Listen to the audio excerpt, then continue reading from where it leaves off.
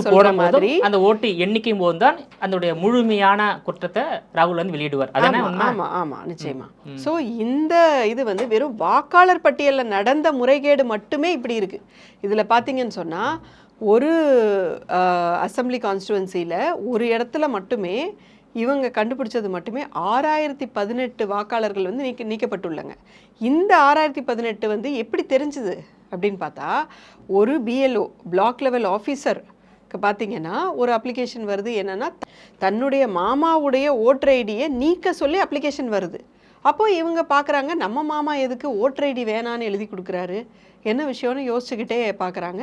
பார்த்தா மாமா பக்கத்து வீட்டுக்காரர் வந்து எங்கள் பக்கத்து வீட்டுக்காரரோட வாக்கு அட்டையை வந்து நீக்கிருங்க அப்படின்னு சொல்லி எழுதி போட்ட மாதிரி இருக்குது.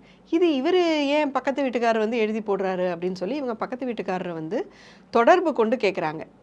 ஏங்க நீங்கள் எங்கள் மாமாவோட வாக்கு அட்டையை வந்து நீக்க சொல்லி நீங்கள் எழுதி கொடுக்குறீங்க அப்படின்னு கேட்டதுக்கு, அப்படியா நான் இல்லையே அப்படி நான் எதுவுமே பண்ணலையேன்னு அவர் சொல்கிறார். அப்போ தான் எங்களுக்கு சந்தேகம் கிளம்புது.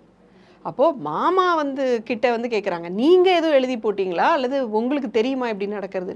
அவருக்கும் ஒன்றுமே தெரியல. அப்போது யார் நீக்க சொன்னார்களோ அவருக்கும் தெரியலை, யார் நீக்கப்பட்டார்களோ அவர்களுக்கும் தெரியலை. இது எல்லாமே வந்து ஒரு சாஃப்ட்வேர் இது கம்ப்ளீட்டாக ஒரு சாஃப்ட்வேர் பண்ணியிருக்குது.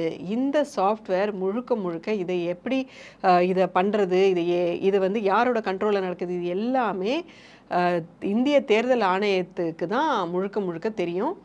அவங்க கிட்ட தான் அதுக்கான எல்லா டீட்டெயில்ஸுமே இருக்குது.